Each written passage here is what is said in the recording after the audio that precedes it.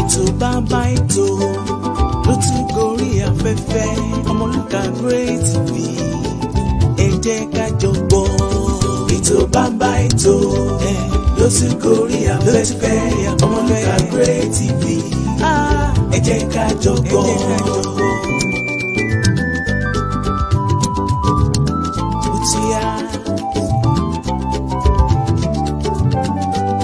Ètò tó ń kọ́ni lọ́gbọ́n tó ń fúnni nímọ̀ àtòyé ẹ̀yin sọmọ rí ìlú ẹ wá ń gan fìdílé. Ètò látẹnu ọmọ yín ọ̀rẹ́ yín Omoluka àpèdè máa má pé ìtànà bó ti yá ẹ jẹ́ ká jọ mọ̀ ó yá.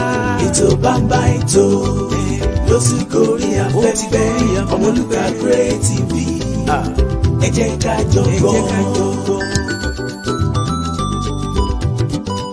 Kékun ilé kó lọ́rùn fún ẹ̀mí o. Informative program, educative program. Kẹ́ like, kẹ́ share, kẹ́ tún bá wa subscribe. Òmìnira ọmọ Yorùbá ló jẹ wá lógún tilé tóko. Omoluka Great TV ẹ jẹ́ ká jọ gbọ́ ó yá. Ètò bàbá ètò ló sì gorí afẹ́fẹ́ Omoluka Great TV ẹ jẹ́ ká jọ gbọ́. I love Yoruba nation, ilẹ̀ adúláwọ̀.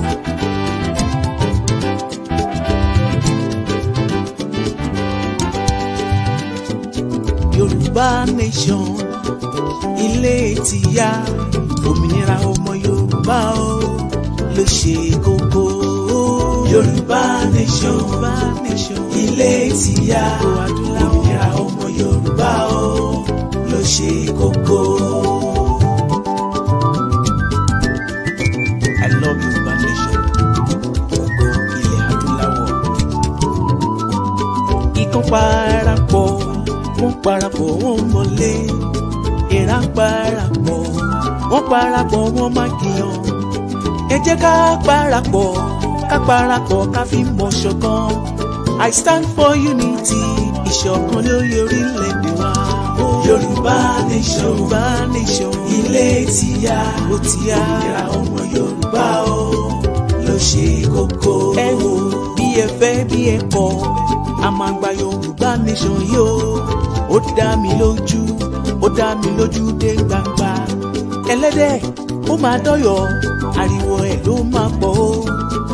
Ilẹ̀ ìlérí ni Ọlọ́run á mú wa débẹ̀ ní dandan ó ṣọ́. Yoruba nation, ilé tìyá, òmìnira ọmọ Yorùbá o ló ṣe kókó. I love my nation. Yoruba nation, ilẹ̀ adúláwọ̀.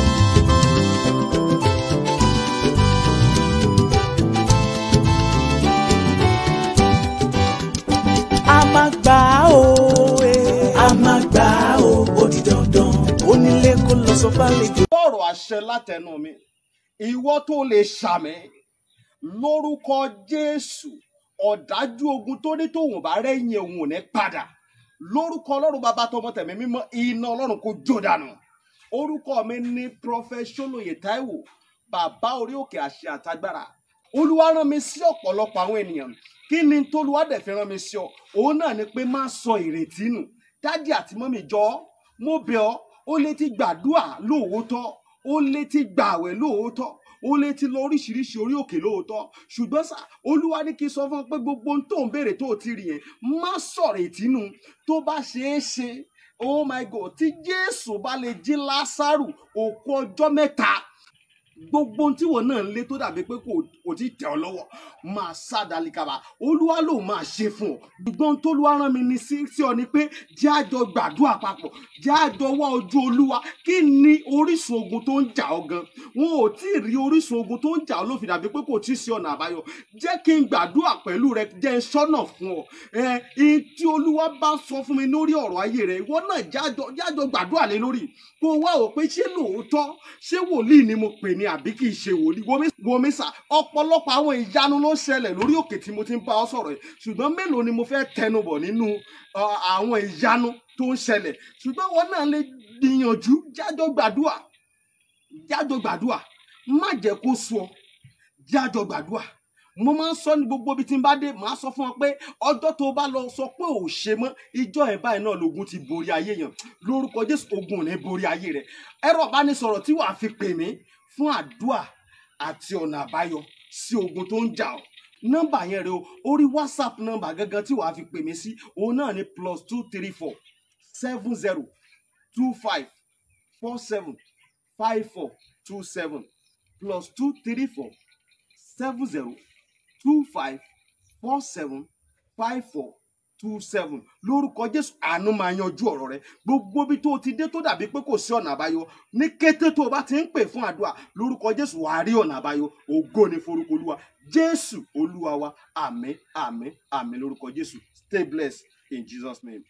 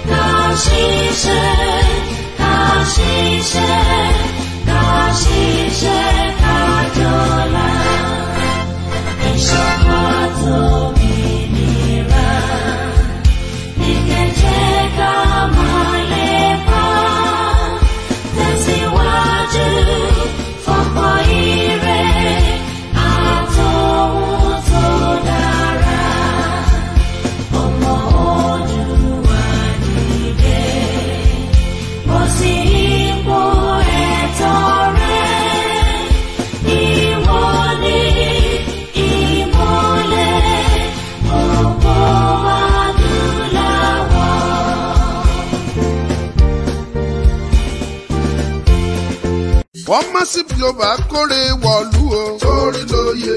Ẹ̀talẹ̀ pẹ̀lú fọkànbalẹ̀. Torí lóye. Ẹ̀kọ́lé ẹ̀ralẹ̀ pẹ̀lú ìdẹ́lọ́rùn. Torí lóye. Torí lóye ọmọọba. Torí lóye. Massive Global Concept. Ilé iṣẹ́ tó ṣe é fọkàn tán nípa ká bá ní ralẹ̀ tàbí talẹ̀ tàbí ká bá ní kọ́lé tàbí ralé. Ǹjẹ́ Massive Global Concept tí mò ń ṣe nìyẹn. Èyí tẹ́ ẹ bá wá fẹ́ ralẹ̀ bóyá 1 plot 2 plot 3 plot tàbí jù bẹ́ẹ̀ lọ. Ẹ̀yin tẹ́ ẹ bá tiẹ̀ wá ń wá ilẹ̀ tó tóbi bíi 1 acre tàbí jù bẹ́ẹ̀ lọ. Ẹ̀yin tí ẹ̀ ń wá ilẹ̀ tí ẹ lè kọ́ hòtẹ́ẹ̀lì sí ilé ìwé ìgbàlódé ilé ìwòsàn aládàáni tàbí ilé iṣẹ́ ńláńlá. Ẹ má dààmú jìnnà ẹ tètè tara ṣàṣà máa bọ̀ ní Massive Global Concept. Ilé iṣẹ́ tiwa fini lọ́kàn balẹ̀. Bí ẹ bá ti ń ralẹ̀ lọ́dọ̀ tiwa kí ìwé ilẹ̀ yín sì máa pé pérépéré pẹ̀lú survey backup. Atakànmọ́lẹ̀ sí nọ́mbà 16 Pacific Lane Shagari Village nílùú Àkúrẹ́. Tàbí kí ẹ pe ẹ̀rọ ìbánisọ̀rọ̀ yìí 07039848569 tàbí 07046092484. Lẹ́ẹ̀kan sí 07039848569 tàbí 07046092484. Massive Global Concept. Ra ilé ralẹ̀ pẹ̀lú ìfọ̀kànbalẹ̀.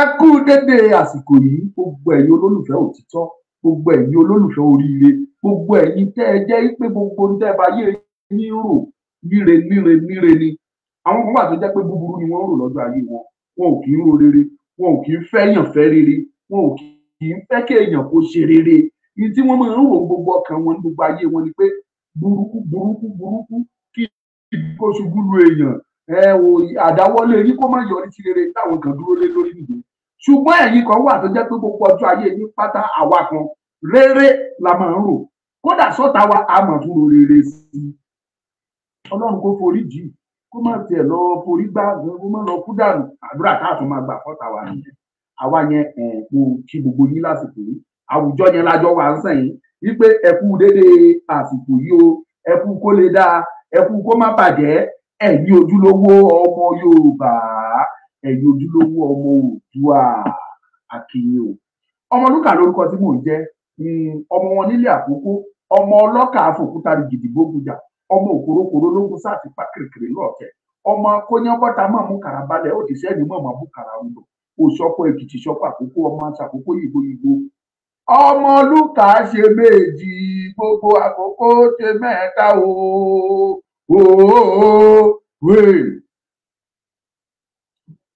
Mo dúpẹ́ lọ́wọ́ gbogbo ẹ̀yin olólùfẹ́ mi pápátá ẹ̀yin tèmi ní Facebook ẹ bẹ̀rẹ̀ sí ní bá wa pín ètò ẹ̀yin tèmi ní YouTube ẹ share ẹ̀yin tẹ́ ń wò mí nínú TikTok ó ti yé yín ẹ mọ bó ṣe ń lọ tọ́mbà power tap ẹ máa power tap ẹ máa power tap ẹ máa power tap ẹ máa power ó ti yé yín ẹ ti já sí. Now let's proceed ẹ jẹ́ ká kàn lọ agbami ètò kí n tó bọ́ sínú tí mo fẹ́ sọ kùnkùndùn lẹ́nu kí n tó bọ́ sínú ẹ̀ ẹ jẹ́ kí n fi àsìkò yìí kí n fi sọ fún gbogbo ẹ̀yin ọmọ Yorùbá yìí pé Ọlọ́run sọ wípé òun lọ́wọ́ sínú ìrìn àjò òmìnira ọmọ Yorùbá ó dẹ̀ ní kò sí àyípadà Ọlọ́run ò kì í sọ̀rọ̀ kó lóun ò sọ bẹ́ẹ̀ mọ́ ẹ má gbàgbé o wípé mo sọ fún yín lọ́pọ̀lọpọ̀ gbà nínú àwọn nǹkan tí mo ti ṣe sẹ́yìn ẹ̀yin tẹ́ wà pẹ̀lú mi ní Facebook pẹ̀lú kìíní ẹ rí i pé ó dàbẹ̀ ní kó fúláwà ni wọ́n fúláṣì wa ẹ pín àṣẹ̀ṣẹ̀ bẹ̀rẹ̀ ni. mo sọ fún yín ìrìn àjò yìí Ọlọ́run àwọn tí Ọlọ́run pè sínú ìrìn àjò yẹn wọ́n wà. I will always speak and talk about the sovereignty of Yoruba people because I am a Yoruba man. I don't care whatever name you want to call me, but I remain and I will continue to tell the world that I am a bona fide, competent, true, original Yoruba person. I am a Yoruba by birth, not by mistake. But I am in Nigeria by mistake. Listen to me. Mo fẹ́ kẹ́ ẹ fi ara balẹ̀ kẹ́ gbọ́ analysis mi. Àwọn tí Ọlọ́run mí sí nínú ìrìn àjò òmìnira yìí, wọ́n mọra wọn, a dẹ̀ mọra wa. Mo wá fẹ́ kí gbogbo yín kẹ́ understand pé Ọlọ́run lè pè ẹ́ kó máa ṣe àṣìṣe o. Ọlọ́run ó lè pè ẹ́ ní ti òtítọ́ àti òdodo and yet ó dẹ̀ jẹ́ but kò miss ọ̀nà. Mo wà nínú lecture kan gbà kan wọ́n ní kí bàbá mi yẹn wá ṣe lecture bàbá yẹn wá ṣe lecture yẹn ó wá pé title lecture yẹn ó pè ní the ancient path ojú ọ̀nà ìgbàanì.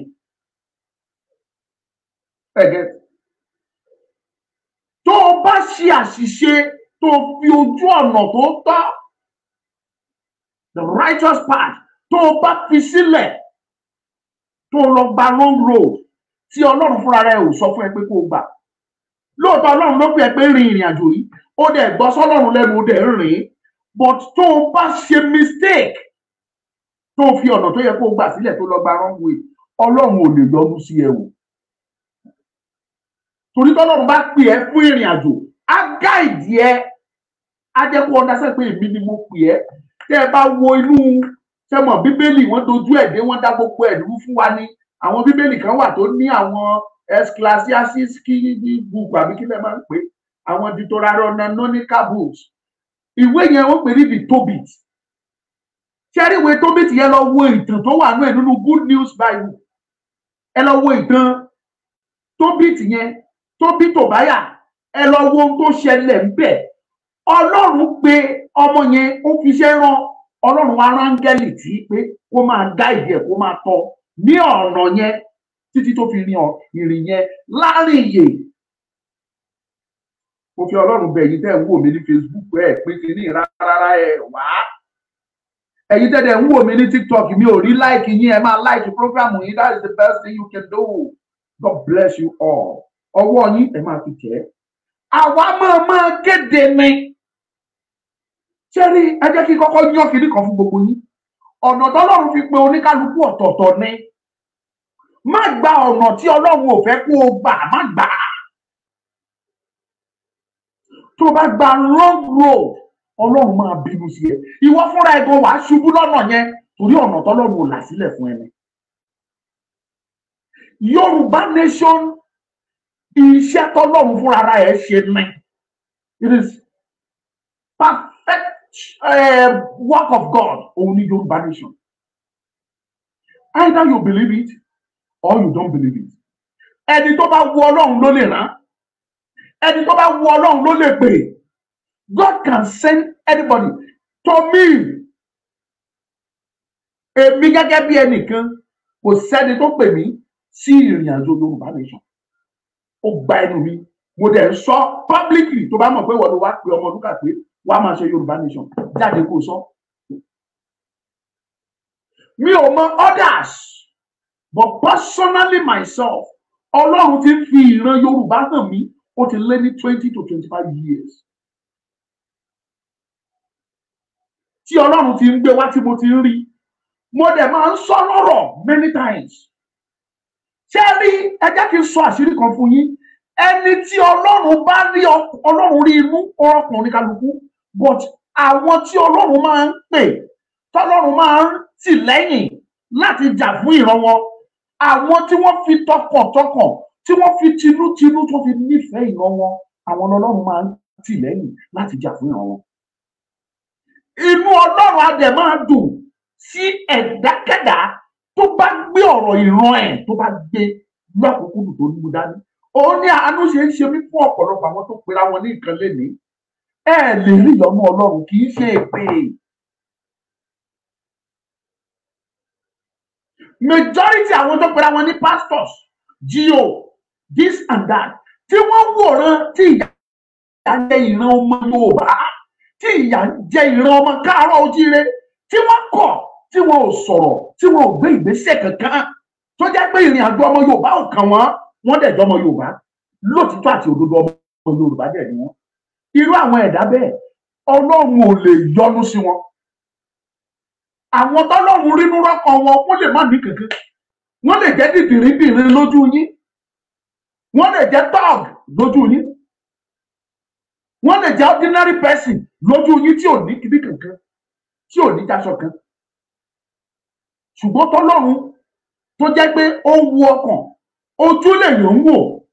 Ọlọ́run ń wo ọkàn, Ọlọ́run tó ń wo ọkàn yẹn á wá wò ẹ́ ṣùṣù. Ó rí ọkàn, ó rí pé ọkàn yìí ó clean, ó dẹ̀ nífẹ̀ẹ́ ìran ẹ̀. Ọlọ́run á wá pè é àtìlẹ́yìn, á kọ́. Mo ń ṣàlàyé ọ̀rọ̀ nínú prógrámù mi kan lánàá, Mósè nínú Bíbélì. Moses, tẹ́ bá wo ìtàn Mósè ẹ rí pé Mósè jẹ́ èèyàn kan tó nífẹ̀ẹ́ ìran ẹ̀. Mósè wà ní ààfin Fáráò. Mósè was in the palace of Pharaoh. Ó ṣeré jáde, àyè gbà nínú ààfin.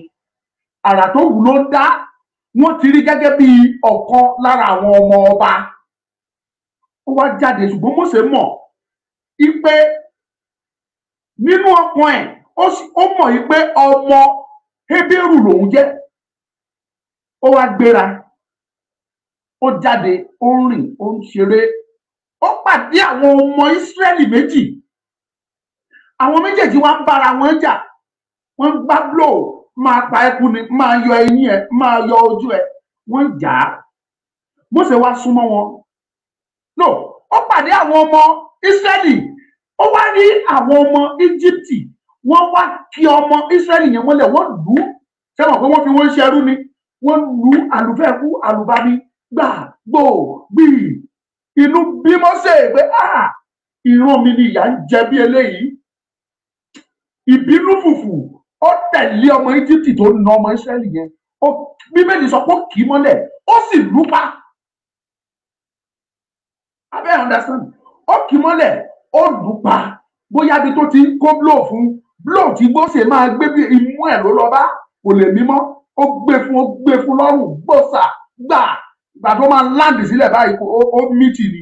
Mósè ò dẹ̀ mọ̀, pẹ̀lú ìbínú ó tún gbé blow ẹsẹ̀, ó tún gbé mú ní àìpò gbàgbàgbàgbà, ó fún ní rọ́ṣìn, ó dá blow kó tó ṣẹ́jú ó kú.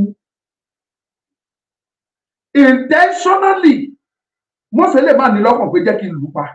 Ìbínú pé ó lu àwọn èèyàn mi bí eléyìí ló fi lù ú, but it resulted to death.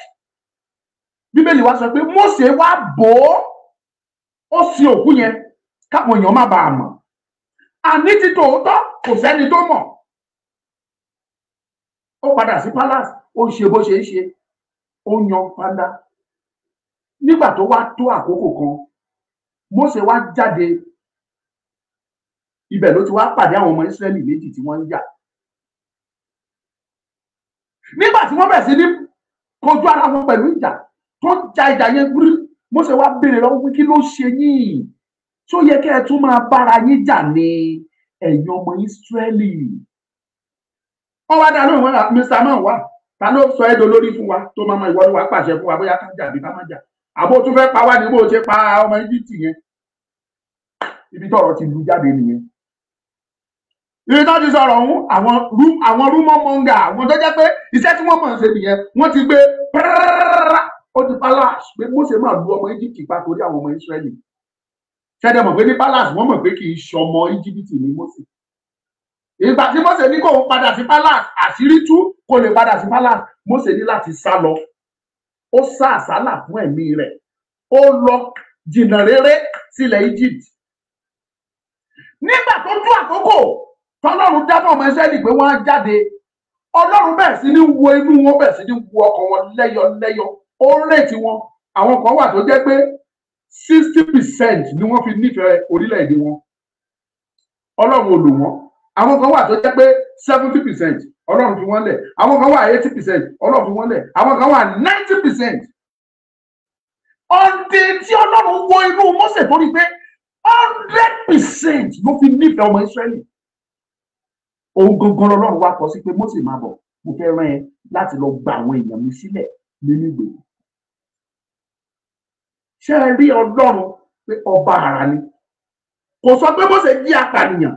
Òun yìí Ọlọ́run kò yọ́nú sí pé ká para ẹni ká pààyàn.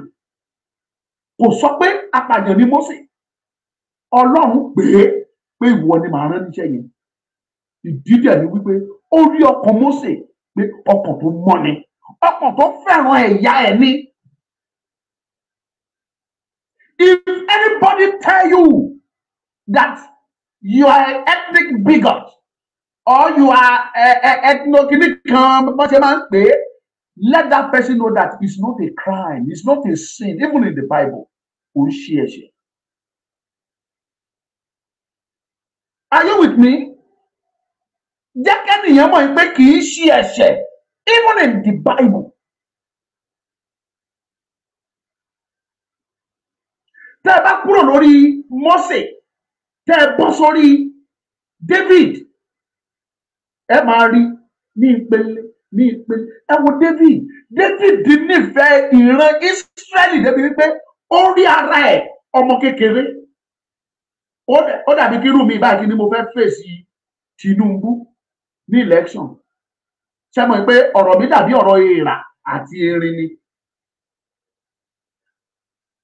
David fi ara ẹ̀ sílẹ̀ nígbà tí bí Ísírẹ́lì ṣe pọ̀ tó, wọn ò rí èèyàn kan tó lè jà fún Ísírẹ́lì. Oníkálukú yọ wọ́n ní ìwọ ṣọ́ra, ògiri gbogbo ó ṣe egungun wà ẹmọ́rọ́tì mi nílé lọ. Oníkálukú yọrí, gbogbo wọn yọrí bọ́rọ́. Even not to define as the most powerful of their soldiers, wọn ò lè jáde. Gbogbo wọn sá sẹ́yìn. even the king himself, Bíbélì sọ pé ó jẹ́ ọkùnrin náà gbọ̀ngàn, ó sì gbọ̀nlẹ̀, that is the Saul, King Saul. Wọ́n ló sì gbọ̀nlẹ̀, ó giant, ó huge. Dó Bíbélì pé wọn sọ pé ó tóbi tàbó ga tàbó sanra tó Goliath gẹ́gẹ́ bó ṣe ṣàlàyé ẹ̀, ṣùgbọ́n kì í ṣe kùkùté, is a giant person. Òun náà ó sanra, ó sì gbọ̀nlẹ̀, ó dùn wò lára, kò lè kojú Goliath. But nítorí ẹ̀gàn tí àwọn ọ̀tá gan Ísírẹ́lì, ó dùn dé Dáfídì, ó dùn dénú ọkàn torí ìfẹ́ tó ní sí ìran Ísírẹ́lì. Ó ní wẹ́ tó bá lè pa mí kó pa mí, màá jáde. Ìwọ ní ọ̀kọ̀, o ní àdá, o ní gbogbo ẹ̀, ṣùgbọ́n màá fi orúkọ Ọlọ́run màá fi kojú ẹ fún ìran ọmọ Ísírẹ́lì lédè. Gbogbo àkókò tá à ń sọ yìí, Dáfídì wọn ò tí ì fòróró yàn gẹ́gẹ́ bí ọba o. Dáfídì jáde, ó tọ̀ Gòláyàtì lọ. Ọlọ́run dẹ̀ bá ṣẹ́gun yẹn, ó pa Gòláyàtì. Ọlọ́run ò sọ pé apààyàn ni nígbà tí Ọlọ́run sọ fún Sámúẹ́lì pé lọ sí inú ilé bàbá Dáfídì, ilé Jésè, lọ fi òróró kó fi yan Dáfídì fún mi ní ọba. Ọlọ́run dẹ̀ yan. Àṣẹ̀yìnwá àṣẹ̀yìnbọ̀, Dáfídì padà jẹ ọba ní ilẹ̀ Ísírẹ́lì.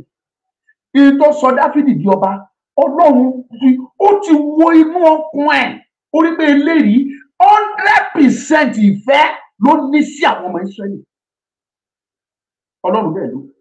Pẹ̀lú gbogbo wọ̀nyẹn, tẹ́ ẹ bá wo ìtàn Dáfídì, ẹ rí i pé ẹni tó fẹ́ràn láti máa ṣẹ̀ ni, alágbèrè ni, apààyàn ni, ó máa ń pààyàn, ó wọ apá, ó dẹ̀ ń ṣàgbèrè.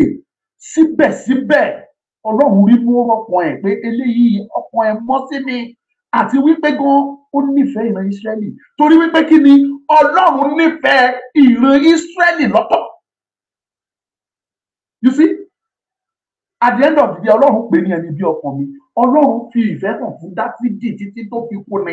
Ó tún fi ìfẹ́ hàn fún ìran ọmọ ẹ̀, ìran dé ìran. Nítorí pé kí ni Ọlọ́run rí ọkàn wọn pé wọ́n nífẹ̀ẹ́ ìran wọn. Màá kàn mú dúró bẹ́ẹ̀. Pé tí bá ní kí n máa tú wọn nínú Bíbélì fún yín, tí bá ní kí n máa tú wọn tó fi Gideon ni o, Jẹ́fítà ni o, Ẹ́sítérì ni o, Mọ́dékáì ni o, àti bẹ́ẹ̀ bẹ́ẹ̀ bẹ́ẹ̀. Gideon, màá máa yànnàná wọn fún yín bí Ọlọ́run ṣe lò wọ́n. Ṣèbí tọ́ọ̀gì ni wọ́n pe Jẹ́fítà nínú Bíbélì. Ọlọ́run lò ó. Torí Ọlọ́run rí inú, ó rọ́pò pé ilé nífẹ̀ẹ́ ìran ọmọ Ísírẹ́lì.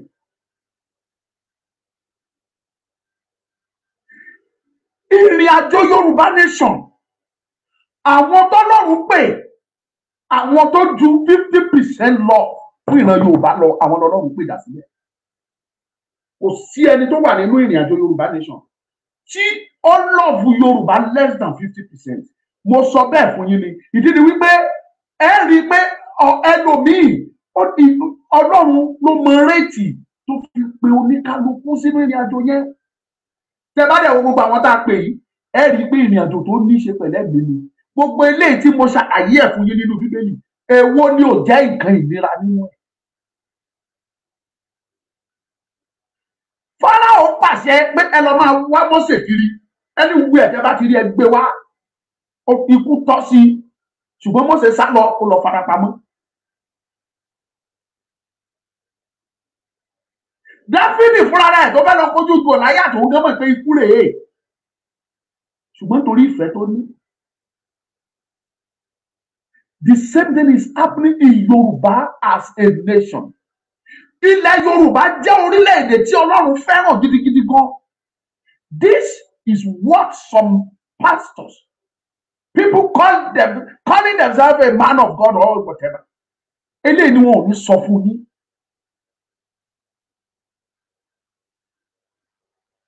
Wọn ò ní sọ irú ẹ̀ fún yín láyéláyé.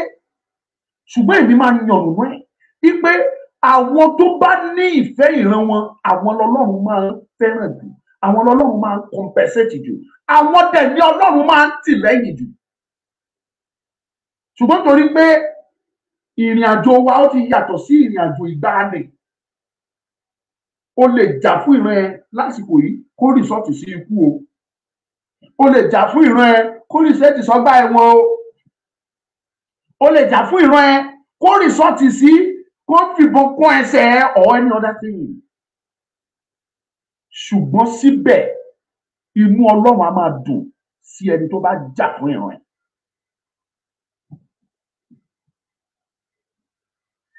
Ẹ̀yin èèyàn mi, mò ń sọ eléyìí torí pé kí n tó bọ́ sínú ìrìn àjò Ọlọ́run nínú mi ọlọ́kàn mi, èmi fúnra ara mi, I can't say precisely pé this is the percentage tí mo fi nífẹ̀ẹ́ Yorùbá. Mo ṣàmọ̀ yìí pé mo nífẹ̀ẹ́ ìran Yorùbá. I can do anything because of Yorùbá land. Kí wàhálà pàpà sísìn ọ̀rọ̀ Yorùbá nation máa ń kéde à ń sọ̀rọ̀ yìí kó tó bẹ̀rẹ̀, èmi ti ń wàásù ẹ̀ fáwọn èèyàn nípa wípé ká pín ló tọ́, ká pín ló tọ́, ká pín ló tọ́. Ṣé èmi ò kúkú mọ anything? I don't know anything. Ṣùgbọ́n mo rí wípé tá a bá dá dúró gẹ́gẹ́ bí orílẹ̀-èdè ló dà.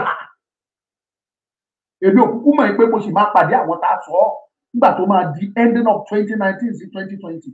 Mo discover pé àwọn èèyàn ti ń pariwo. Ìgbà yẹn mo pàdé Erelu Àbíkẹ́ Adé. Gbogbo àkókò tí mò ń sọ yìí, ó ti wá di lemọ́lemọ́lemọ́lemọ́lemọ́lemọ́lemọ́ tọ́lọ́run fi ìran yẹn hàn mí. Ṣé pé mo sọ fún mi ní I don't tell people my dreams. Ṣùgbọ́n mo fẹ́ sọ ìkan pààyàn fún yín lẹ́nu. Ó ní mo ṣe sọ fún yín pé ìta máa kojú ẹ̀yìn rí kó rọ̀ ni. Ó wà lára tí mo fẹ́ sọ lẹ́nìí, mo fẹ́ pàrọwà fún gbogbo majority ẹ̀yin tẹ́ ẹjọ́ ọmọ Yorùbá tẹ́ tí ẹ̀ sún interest. Mo fẹ́ pàrọwà fún yín. Nǹkan máa kán, nǹkan bọ̀. I am begging on you, please share this program. Ẹ gbọ́, nǹkan máa kán. Gbogbo ẹ̀yin tẹ́ ń wò mí ní TikTok, like program yìí. I can't have more than 35 people watching me, and yet no likes. Please do. Mi ní kẹ́ fún mi ní rose, ẹ má fún mi gift. Tó bá wù ẹ́ tọ́lọ́ fi sí ẹ lọ́kàn, you can give. I will appreciate it. But that like is free. Like yẹn free ni. Ẹ gbọ́ mi. Kó tó di pé mo bẹ̀rẹ̀ sí ní rí gbogbo àwọn tí mo dárúkọ yìí, Ọlọ́run ti ń fi ìran yẹn hàn mí lemọ́. Èyí tí mo rí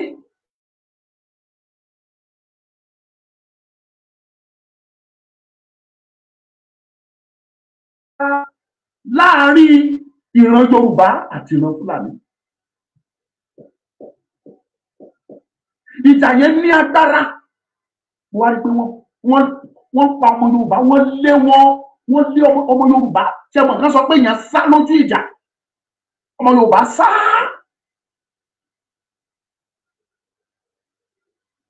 Ọmọ Yorùbá sá. Ẹ̀rù wá bà mí lójú àlá nìyẹn. Ara mi gbọ̀n. Ṣé ẹ rí bí mo ṣe wà mo lè kéré o? Mo mọ ìyàtọ̀ nínú àlá àti ṣípayá. Táwọn míì ń pè ní message, mo mọ̀.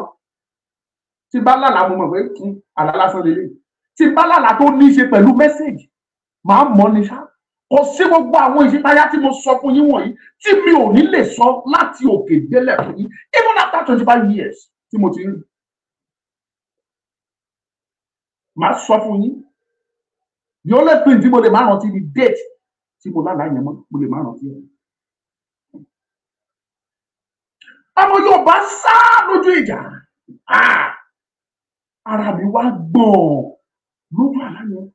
Èmi náà wá sá, mo ságbá kọ́nà torí mo wà lójú ìjà wọn. Mo wá gba ẹ̀yìn. Ìgbà tí máa jáde, mo wá rí mi ò mọ ẹni yẹn já ń pariwo. A gbọ́dọ̀ sá, a gbọ́dọ̀ sá. Ẹni yẹn ó fèrè gbogbo ó já ń pariwo, a gbọ́dọ̀ sá fẹ́. Bẹ́ẹ̀ni yẹn ṣe pariwo, a gbọ́dọ̀ sá.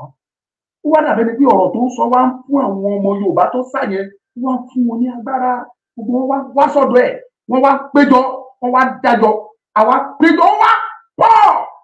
Ọmọ Yorùbá wá pọ̀ lọ sálálú. Ó wá bẹ̀rẹ̀ sí ní sọ fún wọn, tẹ́ ẹ bá sá, tí ẹ fẹ́ kí ilẹ̀ yìí kó di torí olórí ni, ẹ gbọ́dọ̀ sá lójú ìjà. Ó sọ̀rọ̀ tútù ó encourage wọn. Mo wá rí i wípé wọ́n wá pín wọn wọ ẹ̀yìn ẹgbà tibí ẹ̀yìn ẹgbà tibí ẹ̀yìn ẹgbà tibí ẹ̀yìn ẹgbà tibí. Nígbà tí máa fi tó fi di pé àlàyé àbí ìṣèpáyà ó débi tó ti fẹ́ parí, mo discover yìí pé Yorùbá ṣẹ́gun lójú àlàyé. Mo rẹ́rìn bọ́ sójú ayé ni. Mo rẹ́rìn bọ́ sí ojú ayé. Ìyẹn ni mo rí last kí n tó wá pa mo kàn ń rántí ẹ̀ ni. Ìyẹn ni mo rí last kí n tó pàdé Ọláyọmí Kóìkí. Mo wá wo fídíò ẹ̀ mo wá ń padà ń fún àgbà. Àwọn nǹkan tí mò ń sọ yìí lọ́mọkùnrin yìí sọ ìkẹ́ ẹ̀. Ẹ má jẹ́ parọ́ fún yín. Ọlọ́run mọ àwọn tó pè. Ó mọ ìdí tó fi pè wọ́n sínú ìrìnàjò Yorùbá nation. Pé o we are dust. Yẹ̀pẹ̀ lásán ni wá ènìyàn. We are bound to make any mistake at any fucking time. Ṣùgbọ́n Ọlọ́run mọ ìdí tó fi pè ẹ́, tó fi pè mí, tó fi pè gbogbo wa pé ẹ rìn ìrìn àjò yìí. Ṣé rí ọ̀pọ̀ nígbà tí mo tún rí ìran yẹn, mi ìfẹ́ sọ yẹn délẹ̀, tí àwọn ọba tó já wọn ló lead, mo sọ fún yín tá a dẹ̀ ṣe. Ọ̀tọ̀ nígbà tí Ọlọ́run tún fi yẹn hàn mí o. Bọ̀ bí ìní tú yẹn ò ń ṣe mí. Tó o bá dúró gẹ́gẹ́ bí ẹni tó ń fi tọkàntọkàn nífẹ̀ẹ́ ìran ẹ̀, wọn ò ní máa pa ìran ẹ lójú ẹ kó o máa wòrò kínú ẹ kó dùn.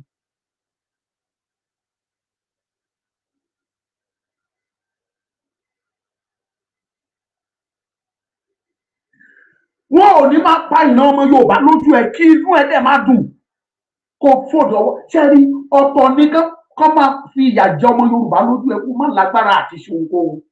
Eléyìí tó yìnbó sọ pé you are incapacitated or whatever. Tó ò ní agbára tí ò lóhùn, ò lówó tó lè fi jà fún ọmọ Yorùbá. Ọ̀tọ̀ nìyẹn. Ṣùgbọ́n ìwọ tó ń kílèmù kó nífẹ̀ẹ́ Yorùbá tó dẹ̀ jọ ọmọ Yorùbá. Olówó. O tún ní voice tó jẹ́ pé tó bá jáde tó sọ ọ̀rọ̀ gbogbo àgbáyé mọ̀ pé ẹnìkan sọ̀rọ̀. Ọlọ́run ò dédé sọ ẹ́ di olówó. O di olówó tàbí ọlọ́rọ̀ fún ìdí kan ni. Ṣé rí mo fẹ́ tún sọ fún yín again, Yorùbá nation, ẹ tó bá jẹ́ lóòótọ́ ló mọ Ọlọ́run, go nearer to your God, pray to him.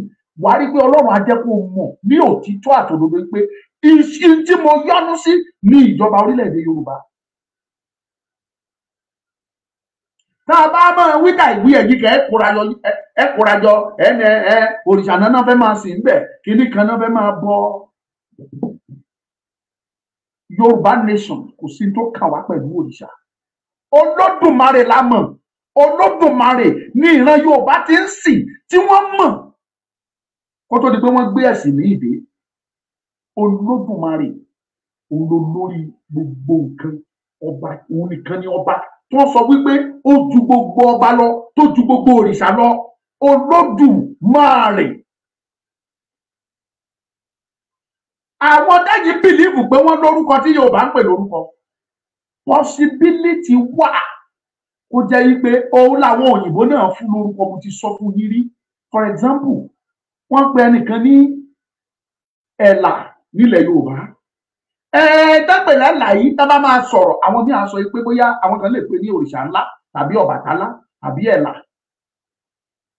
Èmi ò mọ̀ bóyá wọ́n yàtọ̀ síra, but mo rí similarity láàrin orúkọ mẹ́tẹ̀ẹ̀ta yẹn pé gbogbo wọn náà ní í ṣe pẹ̀lú funfun gbòò.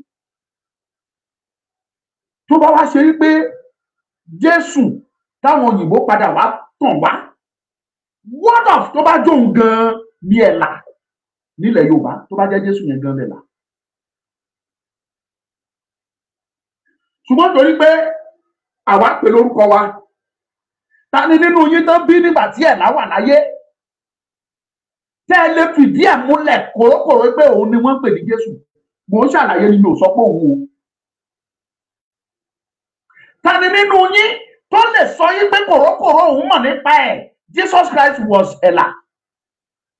ò lè fìdí ẹ̀ múlẹ̀ but àwa fi ń wéra ní what of pẹ̀lú àwọn nǹkan tí wọ́n sọ nípa ẹ̀ àwọn nǹkan àmúyẹ tí wọ́n sọ nípa ẹ̀ tó bá jẹ́ òun ní nǹkan.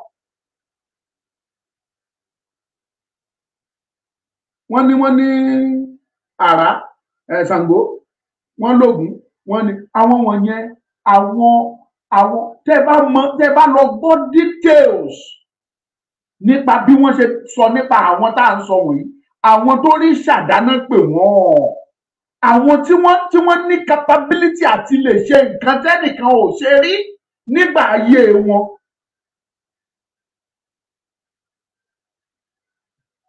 ẹ lọ wádìí àwọn tó ń bọ Ògún tí wọ́n bìlíìfù pé àwọn ń bọ Ògún tó bá máa bọ Ògún ẹ lọ wò wọ́n kẹ́ wo tí wọ́n máa kọ́kọ́ sọ pé ìbà ẹ lọ wo tí wọ́n máa kọ́kọ́ sọ kí ló dé tí wọ́n kọ́kọ́ sọ pé ìbà Olódùmarè kan tó sọ pé ìbà Ògún. That is to tell you pé we know for sure pé Olódùmarè is the Almighty òun ni alágbára lórí gbogbo nǹkan. Allah tí gbogbo yín pariwo lẹ́ni ṣé wọ́n sọ fún mi pé Muhammadu ló mú Allah wá ni. Ìran ara èdè ìlú wọn ni ìran Arab wọ́n ti ń pariwo Allah kó tó di pé wọ́n bí Muhammadu. Bẹ́ẹ̀ ni èdè ìlú wọn ni wọ́n ti ń sin Allah ọ̀nà tí wọ́n gbà ń sin ló yàtọ̀ wọ́n mọ dápẹ̀ ní Allah kó tó di wípé Muhammadu dé. Àwọn Israel they believe in Jehovah orúkọ táwọn ń pè nìyẹn kó tó di pé Jésù Kristi dé wọ́n ti ń pariwo Jehovah ìdí ni wípé èdè tí wọ́n nìyẹn tó lè fi pe Ọlọ́run either Jehovah or Yahweh èdè wọn ni. Táwọn bá sọ pé ìbà fún Olódùmarè lẹ́nìí ẹlòmíì tó bá jẹ́ Christian á sọ pé òrìṣà ló ń bọ akànnẹ torí kó sọ pé ìbà fún Olódùmarè tó bá sọ pé ìbà fún ọlọ́jọ́ òní wọ́n ló ń bọ òrìṣà wọ́n ló ń pọ̀pọ̀ ta lọ lọ́jọ́ òní who created days and nights gẹ́gẹ́ bí Bíbélì ṣe sọ is it not God? Wọ́n ní Ọlọ́run sì dá ọ̀run àti ayé ó dá ọ̀run àti ayé ó wá òkùnkùn wá borí ayé ṣùgbọ́n ẹ̀mí Ọlọ́run rà bàbà according to what we were told by the Bible ẹ̀mí Ọlọ́run rà bàbà Ọlọ́run wá pàṣẹ pé ìmọ́lẹ̀ ó yá tàn ìmọ́lẹ̀ dẹ̀ tàn then Ọlọ́run wá make sure yìí pé òun separate ìmọ́lẹ̀ kúrò lára òkùnkùn ó dẹ̀ pín ó gbé ìmọ́lẹ̀ sọ́tọ̀ ó gbé òkùnkùn sọ́tọ̀ ó pe ìmọ́lẹ̀ wọ́n ló pè ní ọ̀sán ó pe òkùnkùn ó pè ní òru ṣùgbọ́n àpapọ̀ méjèèjì ni wọ́n ń pè ní ọjọ́ that is ọjọ́ kan. Nígbà tí òkùnkùn bá ti ṣe tiẹ̀ tán tó lọ ìmọ́lẹ̀ á dé òun náà á ṣe tiẹ̀ á lọ á tún fún òkùnkùn láyè that is a day ọjọ́ kan ta ló wá dá ọjọ́ according to tí mo sọ sílẹ̀ is it not God? Ṣùgbọ́n tẹ bá rí ọmọ Yorùbá tó sọ pé ọlọ́jọ́ òní ìbà rẹ o wọ́n lóògùn ló ń ṣe wọ́n ní abọ̀rìṣà ni ọlọ́jọ́ òní ìbà rẹ o ta lọ lọ́jọ́ òní is it Monday or Tuesday or Wednesday or Thursday Friday Saturday or Sunday èwo ni kì í ṣe ọjọ́ èwo lọ́lọ́run ò dá nínú ẹ̀.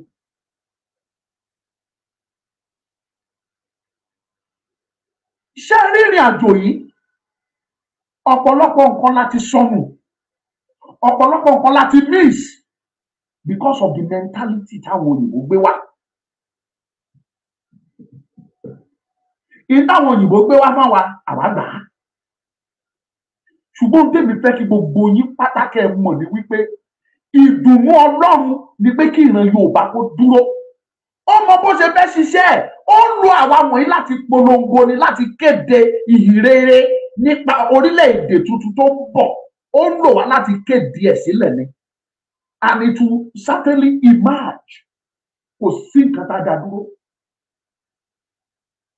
ó kù sọ́wọ́ ẹ láti kópa tiẹ̀ kémi náà kó ipa tèmi.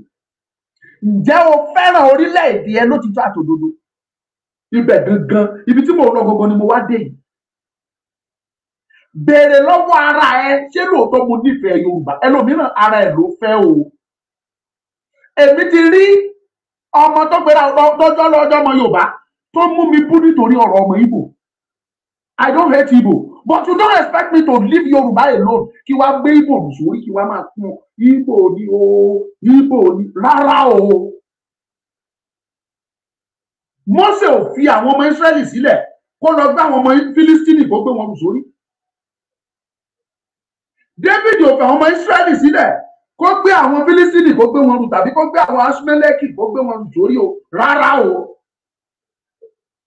Tàbí kó gbé àwọn ará Édómù kó gbé wọn sórí, rárá.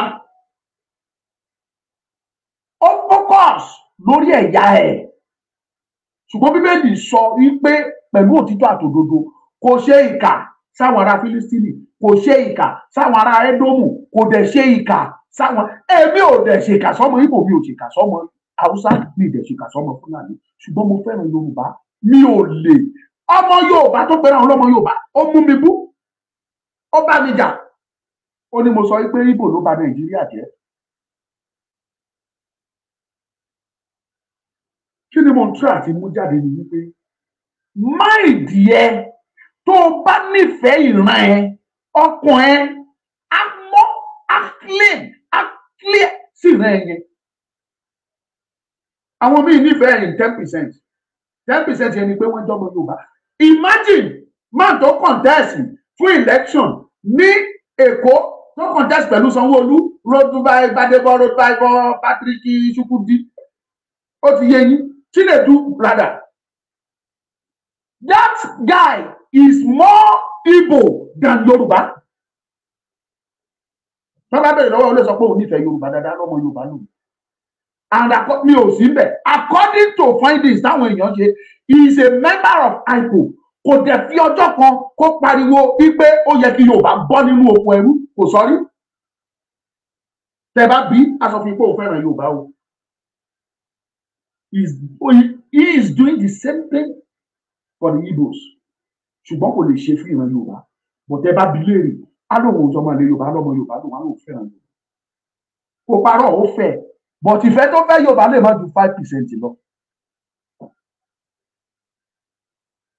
Tó bá jẹ́ òtítọ́ àti òdodo ló nífẹ̀ẹ́ ìran Yorùbá, àwọn nǹkan tí mo expect kó o ṣe rèé o, kẹ́ etí ẹ̀ bẹ̀lẹ̀ jẹ́ kó o gbọ́. Tó bá jẹ́ òtítọ́ ló nífẹ̀ẹ́ Yorùbá, kẹ́ etí ẹ̀ kó o gbọ́. Taofik Alani, Ella is not Jesus. Ella ọmọ Èwí Ilé Adó, Jesus ọmọ Násárẹ́tì. Ella ọmọ Òyìkí, Jesus ọmọ Mariam. Ella knows about Ifa. There is nothing like Odu Ifa in Bible. So Ella is not Jesus. And that is, I am not saying Ella is Jesus. Ìjọba náà bí mi. Mi ò sọ pé Ella jẹ́ Jésù. Mo ní what of? You that is talking, ìtàn ló gbọ́, you don't know the ìpìlẹ̀ ẹni tó pèlè Ella. Ẹ bá sọ fún ẹ kọ́ bí lẹ́kìtì ni. We are talking in that soil, we are talking about 2,000. What is 2,000? According to ìtàn tí Yorùbá sọ, àwọn Ella yìí ti exist kan tó bí Jésù. So ó ṣe, we are talking about 2,500 or 3,000 years ago. Èmi sọ ni pé tó bá wá ṣòwò kọ́ Yorùbá ò ní dọ́kú, àní rẹ́kọ́ọ̀dù ìtàwọn òyìnbó yẹn tètè ní ju àwa tó fi tàn wá jẹ nìyẹn. Tí lè bá ṣe wọ́n ti mú, wọ́n ti kọ́, àwọn ti láì bí à pé kéèyàn mú ìwé kan kọ nǹkan lẹ̀. Wọ́n mú wàhálà, wọ́n mú ìyẹ́ ẹdìyẹ, wọ́n kìbọ inú yíǹkì, wọ́n kọ́, wọ́n dọkumẹ́ntì ẹ̀, wọ́n kìbọ ẹ̀. Yorùbá ò ní. Mo á jù ẹ pẹ̀lẹ́ nìkan lánàá. We are talking of democracy today. Greece claim páwọn ló ní democracy pọ́ndọ̀ wọn ló ti bẹ̀rẹ̀. Ọjọ́ wo ni democracy bẹ̀rẹ̀ ní Greece? Whereas Yoruba land has been practicing democracy as far back as 14th century ni Yorùbá ti ń practice democracy. Ṣùgbọ́n bàtọ́ òyìnbó dé ńkọ́, wọ́n claim ẹ̀mọ́ yín lọ́wọ́ torí pé kí ni you don't have written document. Tó bá kí ẹ wọ́n pè pé lóòótọ́ ibi ló ti bẹ̀rẹ̀. Ní. Ẹ má jẹ́ kí n digress. tó o bá nífẹ̀ẹ́ Yorùbá tọkàntọkàn mo ń retí àwọn nǹkan tó o máa ní lọ́kàn ni mo fẹ́ sọ fún èyí. Number one, wà á máa ronú Yorùbá first nínú ìrìn àjò ẹ.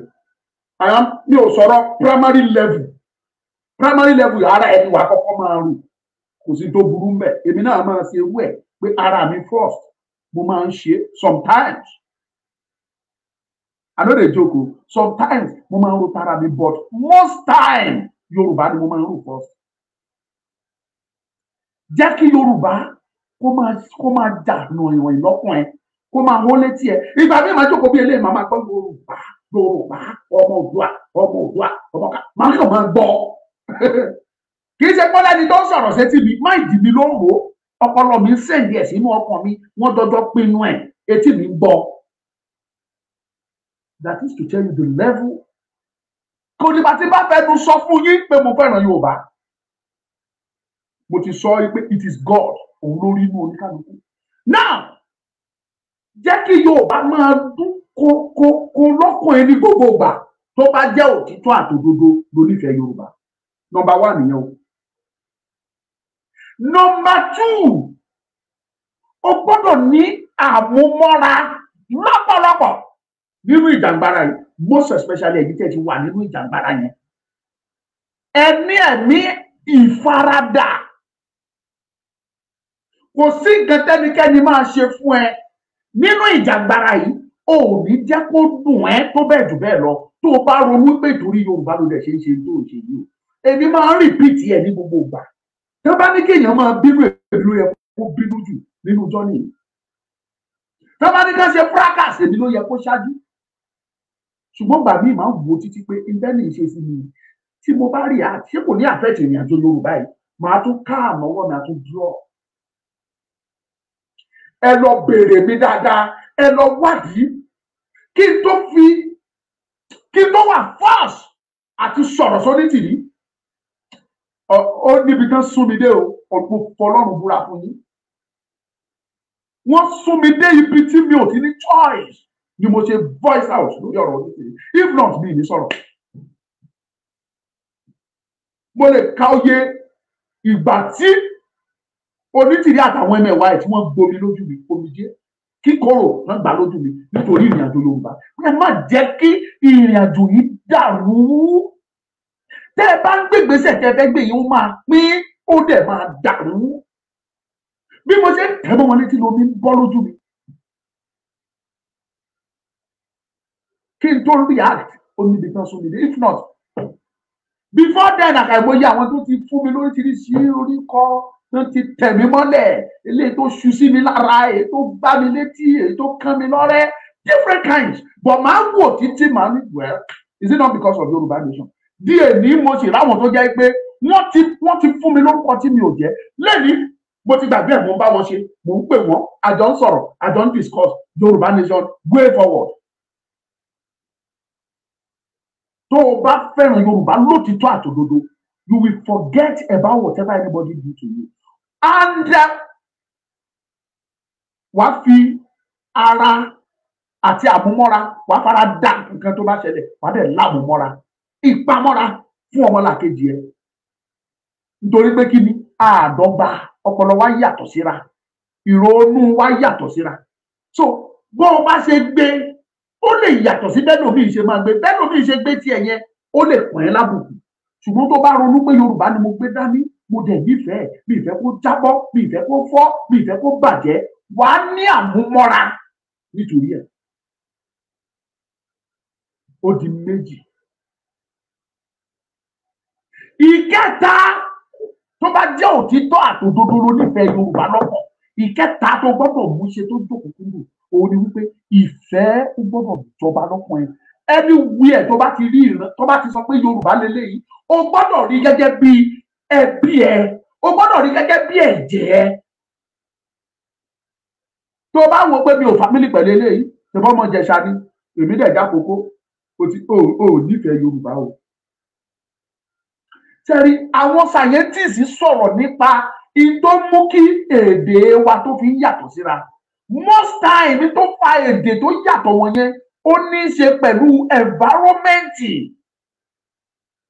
Òun ni wàá ṣe rí tí bí Ìjẹ̀ṣà bó ṣe máa pe irú táfi yàtọ̀ sí bí àwọn Èkìtì ṣe máa pè é, táfi yàtọ̀ sí bí Ìkálẹ̀ ṣe máa pè é, táfi yàtọ̀ sí bí Àkókó ṣe máa pè é.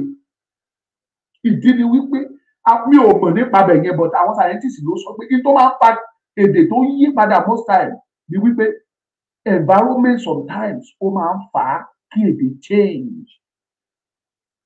Ìdí ni ẹ̀dẹ̀ máa rí ìlú bíi méjì tó súnmọ́ra ẹ rí pé èdè wọn jọra. Ẹ̀yin tẹ́ bá súnmọ́ ìlú mi Lọ́kà àti Ìkàrẹ́ ẹ súnmọ́ kẹ́ gbọ́ èdè wọn ẹ rí pé èdè méjèèjì jọra. Àwọn tó bá jára àta tí wọ́n bá ń gbọ́ táwa méjèèjì jọ ń sọ̀rọ̀ èdè kan náà máa rò pa à ń sọ. Wọn ò dẹ̀ nímọ̀ yìí pé ọ̀tọ̀ọ̀tọ̀ ni. Ṣùgbọ́n Yorùbá jọ ní gbogbo ẹ̀. That is why tó fi jẹ́ pé tó o bá rí ẹnikẹ́ni tó jọmọ Yorùbá kò sí bó o ṣe gbédè sí, kò sí ọmọ Yorùbá náà lábẹ́ ọ̀run tó lè sọ èdè ìlú ẹ̀ sí ẹ wàá gbọ́ wàá dẹ̀ mọ̀ pé this is Yorùbá man or Yorùbá woman. Bí mo ṣe wà báyìí mi ń sọmọ Ìjẹ̀bú. Ìjẹ̀bú ò gbọ́dọ̀ sọ èdè síbikíbi mi ò gbọ́. Mo lè má lè sọ màá mọ̀ pé this is Ìjẹ̀bú. Ẹ̀gbá ò gbọ́dọ̀ sọ̀rọ̀ kí n má mọ̀ pé Ẹ̀gbá rèé. Ìjẹ̀ṣà ò gbọ́dọ̀ sọ tí wọ́n màá mọ̀ pé this is Ìjẹ̀ṣà. Báwọn Kálẹ̀ bá sọ tàbí Ìlàjẹ màá mọ̀. Bẹ́kìtì bá sọ̀rọ̀ wọn ò nídìí láti sọ fún mi pé this is Èkìtì man or woman. Anywhere tó bá ti pàdé anybody tó jẹ́ ìran ọmọ Yorùbá o gbọ́dọ̀ fi ìfẹ́ hàn sí. Love. Remember Moses did it. Ọlọ́mọdé kò yìnbó. Moses did it. Nínú Bíbélì. Ó rí àwọn ọmọ Ísírẹ́lì pé wọ́n fìyà ń jẹ wọ́n. Ẹni tó ń jẹ wọ́n níyà yẹn ó kì í mọ́lẹ̀ ó lù pa. Mi ní kí wọn náà lọ lu ẹni kankan pa o. Mi ní kó lọ lùyàn pa o. Máa lùyàn pa o. Àló sẹ́jú o kó wá sọ pé orí program Omoluka ló ti bọ́. No go kill any person o. Àló sẹ́jú o. Ṣùgbọ́n fi ìfẹ́ hàn. Mẹ́ta ni mo kà fún ẹ̀yin. Eléyìí tó wá parí ẹ̀ pátápátá tí mo fẹ́ fi ká ẹsẹ̀ ẹ̀ nílẹ̀ òun ni wípé ní ìpinnu rere ní pé ìran mi gbọ́dọ̀ prosper lójú mi, ìran mi gbọ́dọ̀ gbòmìnira lójú mi, ìpinnu dáadáa ní lọ́kàn. Mo ṣe gbìyànjú ojú mi ní ọmọ Ísírẹ́lì gbọ́dọ̀ bọ́. Ó bá wọn bò wọ́n fìdínà ẹ̀ wọ́n fìyà jẹ wọ́n frustrate life ẹ̀ wọ́n bá pò débi gẹ́ ó ṣàtàkù. Ṣèbí ilẹ̀ ìlérí ni òde ṣùgbọ́n ó fojú ẹ̀ rí. Ó dẹ̀ accomplish nǹkan tí ẹ̀dá alààyè kankan tí wọn ò rí ṣe rí láyé. Ọlọ́run wo Mósè pé yes Ọlọ́run mọ ìdí tó ṣe mú Mósè lọ tí ò fi jẹ́ kó tẹ ilẹ̀ yẹn ó yí Ọlọ́run kò wọ ní òye. Ọlọ́run sọ fún Mósè máa bọ̀ mo fẹ́ràn iṣẹ́ tó bá mi ṣe bí mo ṣe fẹ́ kó bá mi ṣe ló ṣe gbogbo ẹ̀. Béèrè nǹkan tó bá fẹ́ lọ́wọ́ mi màá ṣe fún ẹ. That is to tell you the level of bí inú Ọlọ́run ṣe dùn sí Mósè fún iṣẹ́ ìran ẹ̀ tó ṣe.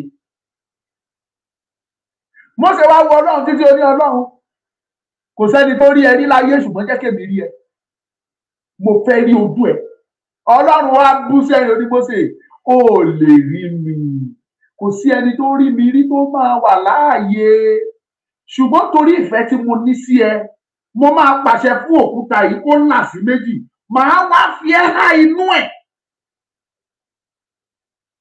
Tí mo bá ń kọjá lọ, wàá rí àkọ̀yìn sí mi, fìrífìrí mi wàá rí.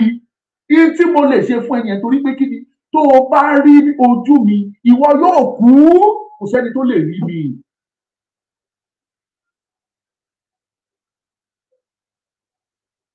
According to the Bible, kò sí ẹni tó rí àkọ̀yìn sí Ọlọ́run. Ọlọ́run dẹ̀ ṣe tó fẹ́. Bíbélì jẹ́ wàá sọ pé nígbà tí Mósè máa jáde kúrò fún àpáta yẹn tó ń padà bọ̀ sọ́dọ̀ àwọn ọmọ Ísírẹ́lì, ìgbà yẹn ó ti ń sún létílé. wọ́n ní ojú Mósè change to an extent jẹ́ pé kò sí gbogbo àwọn tó pàdé ẹ̀ lọ́nà gbogbo wọn bẹ́ẹ̀ lùkọ́ ni ìgbì táà kí lélẹ́yìn ojú ẹ̀ change ó di iná. Torí pé kí ni inú Ọlọ́run dùn sí lọ́pọ̀lọpọ̀ torí tó ṣe. Pinnu, make a decision, make a determination yìí pé ìran mi gbọ́dọ̀ bọ́ lójú mi, lójú ayé mi ìran mi gbọ́dọ̀ bọ́. Yorùbá must be free. Ní ìgbà ìwàláyé mi èmi ò ní kú ikú kíkú kan o. Àrùnkárùn kò ní ya ilé mi. Ikú kò ní ya ọ̀dẹ̀dẹ̀ tèmi, kò ní mú mi lọ. Yorùbá nation yẹn wọ́n á gbà lójú ayé mi ni, màá dẹ̀ ṣe nǹkan rere nínú ẹ̀. That is for you. Ìdí tí mo ṣe ń bẹ gbogbo yín nìyẹn wípé ìmọ̀ wa gbọ́dọ̀ ṣọ̀kan. Mo ti kà fún yín mẹ́rin ni. Number 1, ẹ rán mi létí. Number 1, fẹ́ràn ọmọlàkejì ẹ, ìfẹ́ sí ìran Yorùbá ẹgbẹ́ ẹ, o gbọ́dọ̀ nífẹ̀ẹ́ tọkàntọkàn. Number 2, o gbọ́dọ̀ ní ìpamọ́ra, endurance, tolerance. O gbọ́dọ̀ wà tolerance. Kẹ́nìkan tẹ̀ ẹ́ mọ́lẹ̀ kó fẹ́ react sí, kó má lè ní àmúmọ́ra torí Yorùbá. Ìkejì nìyẹn, o gbọ́dọ̀ ní. Ìkẹta, mo ti sọ pé o gbọ́dọ̀ ní ìpinnu rere, good determination, decision, o gbọ́dọ̀ ní. Èyí tó parí ẹ̀ lọ́kàn ẹ máa sọ yẹn lọ. So to cut the whole story short, torí àkókò, Yorùbá nation must stand. No going back. Ní tèmi o, no going back. Nìkẹ́ni fẹ́ ṣe Nàìjíríà, má ṣe Nàìjíríà. Mo ṣì wà ní program lánàá, mo rẹ́ni tó sì ń sọ̀rọ̀ tó ń sọ pé kò sí kan tó jẹ́ Yorùbá nation. Ọmọ Yorùbá ni o. Ó ní kò sí kan tó jẹ́ Yorùbá nation. Ó ní wọ́n Nàìjíríà lòún wà fún. Mi ìbájà. Bó ṣe provoke mi tó lánàá, ó provoke mi to a certain level tó yẹ kí n fún lọ́rọ̀. But I didn't do that. Mo sọ statement kan ni mo sọ mo ní ẹ pẹ̀lẹ́ sà. Mo ní ẹ ṣe àmì àdúrà tí mo fẹ́ ṣe fún yìí. Mo lọ́nà á jẹ́ kí ìgbé ayé yín kó dàbí ibi Nàìjíríà ṣe rí. Àwọn èèyàn tún kẹnu bò mí. Wọ́n ní ká kí ló dé tí mo sọ bẹ́ẹ̀. Ọ̀rọ̀ burúkú ni kẹ. Ẹ mọ̀ pé ọ̀rọ̀ burúkú ẹ dẹ̀ sọ pé wọ́n Nàìjíríà yẹn lẹ fẹ́. Nǹkan burúkú yẹn lẹ dẹ̀ fẹ́. Àná yìí sì ni o nínú TikTok láti yọ ọ̀pọ̀ lánàá. Àná lánàá yìí. This very announced. Mo wá sọ fún mo ní má bínú tó bá dàbẹ́ ni pé bí mo ṣe gbé kalẹ̀ yẹn ó bí ẹ nínú, má bínú. Ṣùgbọ́n mo fẹ́ kí ẹ̀yin dẹ̀ ń wò mí kẹ́ mọ̀ pé òye ni òye ara àwọn iṣẹ́ táwa gbà ni. Ká ṣí wọn létí kò understand the reason tí Yorùbá fi gbọ́dọ̀ jáde. Lágbára Ọlọ́run kó fún mi lórí ọ̀fẹ́ di ọ̀la or Monday, preferably ọ̀la. Mo fẹ́ kẹ́ understand yìí pé ìdí tí Yorùbá fẹ́ fi jáde kúrò ní Nàìjíríà kì í ṣe torí pé wọ́n marginalize wa nìkan o, kì í ṣe torí pé wọ́n fẹ́ gbalẹ̀ wa o, kì í ṣe torí pé wọ́n pa wá nìkan o, nítorí pé ó jẹ́ ìfẹ́ inú Ọlọ́run dá Yorùbá gẹ́gẹ́ bí orílẹ̀-èdè ni. Ìyẹn dẹ̀ ni number 1. Ìfẹ́ inú Ọlọ́run ni pé kí Yorùbá dúró gẹ́gẹ́ bí orílẹ̀-èdè ni. Má doubt ẹ̀, má jiyàn, gbogbo yín lẹ mọ̀. Ìbá àwọn Nàìjíríà kan máa jẹ́ Nàìjíríà wọn lọ. Ìnáwó náà bá gèjì àwọn náà mọ̀. That will be all for today. God bless you, my daddies and my mommies out there. Ẹ̀yin olólùfẹ́ mi ní TikTok, gbogbo ẹ̀yin tẹ́ fún wa ní gift, God will continue to bless you. Ọlọ́run á máa gbọ́wọ́ yín sókè, Ọlọ́run á máa tún ti yín ṣe o. Lágbára Olódùmarè, lágbára ọba àwọn ọba, lágbára ọba tó nílẹ̀, ọba tó lókè, ọba tó dá ohun gbogbo, ọba tí jẹ́ èmi ni. Má ṣe bẹ̀rù. Ọ̀nà yín àtúbọ̀ máa là sí. Ọwọ́ tẹ́ fi bá mi ń tẹ̀, tẹ́ fi ń pín, kò ní pa yín, ní fi gbọ́mọ sí o. Ẹ ṣé mo dúpẹ́. Ẹ̀yin tó bá fẹ́ bọ́ Omoluka sọ̀rọ̀, nọ́mbà mi òun ni mo pín nìyẹn 07046092484 07046092484. That is Omoluka number. Tẹ́ bá pè tí ò gbé ẹ jọ̀ọ́ ẹ send the message ní WhatsApp. Wọ́n ti bá nọ́mbà yẹn mi ò ní lè rí yín pè padà nínú ẹ̀. But the only thing you can do is to send a message on WhatsApp. Send the message, màá reply yín bẹ́ẹ̀. God will bless you all. Ẹ bá mi pín ẹ̀yin tí Facebook, ẹ pín YouTube, ẹ pín kíní tó. Ó yá ẹ pín, mo ti lọ lé mi, ìbùkún ni fún orílẹ̀-èdè Yorùbá. Kọ́ ti ẹ́ kí n tó máa lọ, tí mi bá rí mẹ́wàá mi ní lọ. Ìbùkún ni fún orílẹ̀-èdè Yorùbá. Ó yá ẹ máa kọ́ ìbùkún ni fún orílẹ̀-èdè Yorùbá.